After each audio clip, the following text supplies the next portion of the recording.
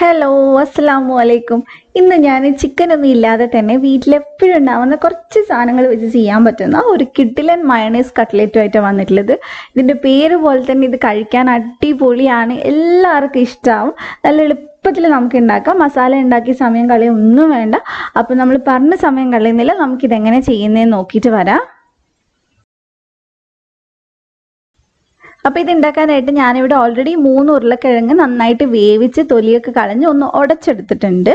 അതിനകത്തോട്ട് ഞാൻ ഒരു ക്യാരറ്റ് ഒന്ന് ഗ്രേറ്റ് ചെയ്ത് ചേർത്തിട്ടുണ്ട്, ഒരു സവാളയുടെ പകുതി ചെറുതായിട്ട് കട്ട് ചെയ്ത് ചേർത്തിട്ടുണ്ട്, പിന്നെ അതേപോലെ തന്നെ കുറച്ചധികം മല്ലിയില ചേർത്ത് കൊടുത്തിട്ടുണ്ട്.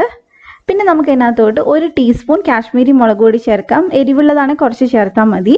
കുറച്ച് മഞ്ഞൾപ്പൊടി, അതേപോലെ തന്നെ ഒരു 1/2 ടീസ്പൂൺ ഗരം മസാല ചേർത്തിട്ടുണ്ട്. പിന്നെ ഒരു 1/4 ടീസ്പൂൺ കുരുമുളക് പൊടി ചേർത്തിട്ടുണ്ട്. നിങ്ങൾക്ക് വേണമെങ്കിൽ പച്ചമുളക് ചേർത്ത് കൊടുക്കാം, ഞാൻ ചേർത്തിട്ടില്ല, അതിന് പകരമാണ് ഞാൻ കുരുമുളക് ചേർത്തിട്ടുള്ളത്. പിന്നെ നമുക്ക് വേണ്ടത് ആവശ്യത്തിന് ഉപ്പാണ്. അതിൻ്റെ കൂടെ തന്നെ ടേസ്റ്റ് അധികമാക്കാൻ വേണ്ടിയിട്ട് നമ്മൾ ഇതിലേക്ക് ഒരു പകുതി നാരങ്ങ ചേർക്കുന്നത്. നല്ല ടേസ്റ്റാണ് നാരങ്ങ ചേർക്കുന്ന സമയത്ത്.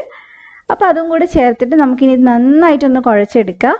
ഉരുളക്കിഴങ്ങ് നന്നായിട്ട് ഉടഞ്ഞിട്ടുണ്ടാവണം, എന്നാലേ നമുക്ക് നന്നായിട്ട് ഇത് റെഡിയാക്കി എടുക്കാൻ പറ്റുള്ളൂ. നല്ല പോലെ നമുക്ക് മിക്സ് ചെയ്തെടുക്കാം. അതേപോലെ തന്നെ ക്യാരറ്റ് ഇല്ലാത്തവർ സ്കിപ്പ് ചെയ്തോളൂ, പക്ഷെ ഉണ്ടെങ്കിൽ നല്ല ടേസ്റ്റാണ്. അപ്പം ഞാനിത് നന്നായിട്ട് മിക്സ് ചെയ്തെടുത്തിട്ടുണ്ട്, കട്ടയൊന്നും ഇല്ലാതെ തന്നെ. അപ്പോൾ ഇനി നമുക്ക് ഇതിലേക്ക് വേണ്ടത് മയണൈസാണ്. അത് എഗ്ലെസ്സോ എഗ്ഗ് ചേർത്തിട്ടുള്ളത് ഏതായാലും കുഴപ്പമില്ല. അപ്പോൾ അതിൻ്റെ ഓൾറെഡി ഞാൻ റെസിപ്പിയൊക്കെ ഇട്ടിട്ടുണ്ട്, നിങ്ങൾക്ക് വേണമെങ്കിൽ ഞാൻ ഡിസ്ക്രിപ്ഷനിൽ ലിങ്ക് കൊടുക്കാം. അത് മയണൈസ് ഉണ്ടാക്കുമ്പോൾ നല്ല തിക്കായിട്ട് തന്നെ ഉണ്ടാക്കാൻ നോക്കുക. അപ്പം നമുക്ക് ഇതിൽ നിന്ന് കുറച്ചായിട്ടൊന്ന് എടുത്തിട്ട് ഇതേപോലെ കയ്യിലൊന്ന് പരത്തി കൊടുക്കാം. അത്യാവശ്യം വലുപ്പമുള്ള ബൗൾ തന്നെയാണ് ഞാൻ എടുത്തിട്ടുള്ളത്. അതിൽ നമുക്കിനി ഒരു ചെറിയ സ്പൂണ് മയണൈസ് വെച്ച് കൊടുക്കാം.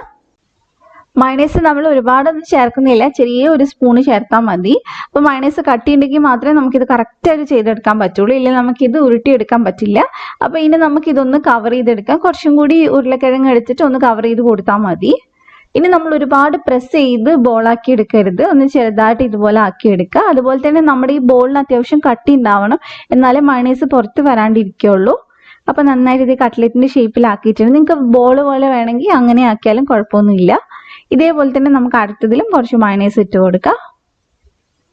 എന്നിട്ട് നമുക്ക് നന്നായിട്ടൊന്ന് കവർ ചെയ്ത് കൊടുക്കുക. അപ്പം മയണൈസ് പുറത്ത് കാണുന്ന ഭാഗം നമുക്ക് കുറച്ചും കൂടി മാവ് വെച്ചിട്ട് ഒന്ന് ഇതേപോലെ ഒന്ന് കവർ ചെയ്ത് കൊടുത്താൽ മതി. സിമ്പിളായിട്ട് ചെയ്തെടുക്കാൻ പറ്റുന്നതാണ്. നമ്മൾ സാധാരണ കട്ട്ലറ്റ് ചെയ്യുന്ന പോലെ തന്നെ സിമ്പിളാണ്. അപ്പോൾ ഇത് ഞാൻ കട്ട്ലറ്റിൻ്റെ ഷേപ്പിലേക്ക് മാറ്റിയിട്ടുണ്ട്. ഇനി നമുക്ക് സാധാരണ പോലെ തന്നെ മുട്ടയിൽ മുക്കിയിട്ട് ബ്രെഡിലൊന്ന് പൊതിഞ്ഞെടുക്കണം. അപ്പോൾ ഞാൻ ഇവിടെ 2 മുട്ട ഒന്ന് നന്നായിട്ടൊന്ന് ബീറ്റ് ചെയ്തെടുത്തിട്ടുണ്ട് ഉപ്പിട്ടിട്ട്. അപ്പോൾ അതിലേക്ക് നമുക്കിതൊന്ന് മുക്കിയിട്ട് എടുക്കാം. മുക്കിയെടുക്കുന്ന സമയത്ത് സൂക്ഷിച്ച് ചെയ്യുക, കാരണം ഉള്ളിൽ മയണൈസ് ഉള്ളത് കൊണ്ട് തന്നെ ഭയങ്കര സോഫ്റ്റ് ആയിട്ട് ഉണ്ടാവുക, അതുകൊണ്ട് പൊട്ടാതെ ശ്രദ്ധിക്കണം. ഇനി നമ്മൾ ബ്രെഡ് ക്രംസിൽ നന്നായിട്ടൊന്ന് പൊതിഞ്ഞെടുക്കുക. നമ്മൾ എണ്ണയിലിടുന്ന സമയത്ത് അങ്ങനെ പെട്ടെന്ന് പൊട്ടി പോകുന്നില്ല, കാരണം മുട്ടയിൽ കവർ ചെയ്യുന്നതുകൊണ്ട് തന്നെ അങ്ങനെ പെട്ടെന്ന് പുറത്ത് വരുമൊന്നുമില്ല. മയണൈസ് ഒന്നും സാധാ കട്ട്ലേറ്റ് ചെയ്യുന്ന പോലെ തന്നെയാണ്. അപ്പോൾ ഞാനിത് ചെയ്തെടുത്തിട്ടുണ്ട്. ഇതേപോലെ തന്നെ എല്ലാം ചെയ്തെടുത്തതിന് ശേഷം നമുക്ക് ഫ്രൈ ചെയ്തെടുക്കാം. നമ്മൾ ഏകദേശം ഒരു മീഡിയം ഫ്ലെയിമിൽ വെച്ചിട്ടാണ് ഫ്രൈ ചെയ്തെടുക്കുന്നത്. ഒരുപാട് ഉള്ളിൽ വേവണ്ട, എന്നാലും ചെറുതായിട്ട് നമുക്ക് ക്യാരറ്റും അതുപോലെ തന്നെ സവാളയൊക്കെ ഒന്ന് വെന്ത് കിട്ടാനുണ്ട്. അപ്പോൾ ഒരു മീഡിയം ഫ്ലെയിമിൽ വെച്ചിട്ട് 2 സൈഡൊന്ന് തിരിച്ചും മറിച്ചോട്ട് ഫ്രൈ ചെയ്തെടുക്കുക. തിരിച്ചു മറിച്ചു വിടുന്ന സമയത്ത് സൂക്ഷിച്ചിട്ട് തിരിച്ചു മറിച്ചു വിട്ട് കൊടുക്കുക.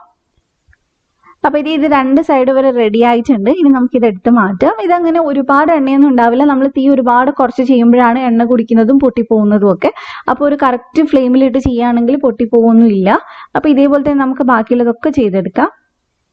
അപ്പോൾ ഇനി നമുക്കിതൊന്ന് കട്ട് ചെയ്ത് നോക്കാം. ഇത് കട്ട് ചെയ്യുമ്പോഴാണ് ഇതിൻ്റെ ശരിക്കുള്ള ആ ഒരു ഭംഗി.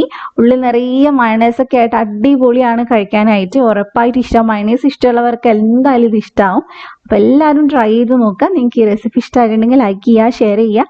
അതേപോലെ തന്നെ സബ്സ്ക്രൈബ് ചെയ്യാത്തവരുണ്ടെങ്കിൽ ഒന്ന് സബ്സ്ക്രൈബ് ചെയ്യുക, എന്നിട്ട് ബെല്ല് ക്ലിക്ക് ചെയ്തിട്ട് ഓളും കൂടെ ക്ലിക്ക് ചെയ്യുക. എന്നാൽ മാത്രമേ വീഡിയോസ് വരുമ്പോൾ നോട്ടിഫിക്കേഷൻ വരുള്ളൂ. അപ്പം മറ്റൊരു കിടുക്കൻ വീഡിയോ ആയിട്ട് ഇൻഷാ അല്ലാഹ് നമുക്ക് വീണ്ടും കാണാം. Thank you for watching.